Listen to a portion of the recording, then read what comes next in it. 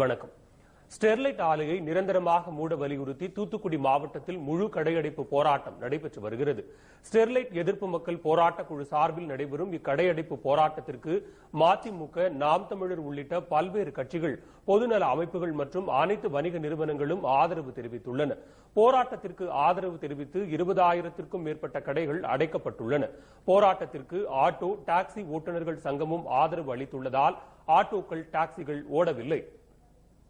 Sterlite ஆலையை நிரந்தரமாக மூடக்கோரி பொதுமக்கள் சார்பாக கடையடைப்பு ஆர்ப்பாட்டம் நடந்து கொண்டிருக்கிறது. தூத்துக்குடியை பொறுத்தமட்டில் எல்லா சங்கங்களும், குறிப்பாக ஒரு 60 சங்கங்கள் சேர்ந்து முழு ஆதரவு கொடுத்துள்ளார்கள்.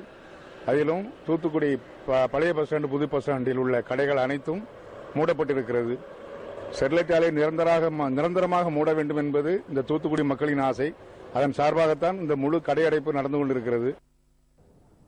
ஸ்டெர்லைட் ஆலையை நிரந்தரமாக மூட வேண்டும் என்பதே ஒட்டுமொத்த தூத்துக்குடி மக்களின் கோரிக்கை என்பதை கடையடைப்பு போராட்டம் நிரூபித்துள்ளதாக போராட்டக் குழுவினர் தெரிவித்துள்ளனர்.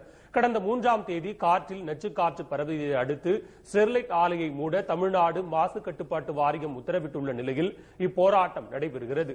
இதனிடையே தமிழ்நாடு மாசு கட்டுப்பாட்டு வாரியத்தின் உத்தரவிற்கு தடை விதிக்க கோரி தேசிய பசுமை தீர்ப்பாயத்தில் ஸ்டெர்லைட் நிர்வாகம் மனு தாக்கல் செய்துள்ளது. இந்த மனு மீதான விசாரணை நாளை நடைபெற உள்ளது குறிப்பிடத்தக்கது.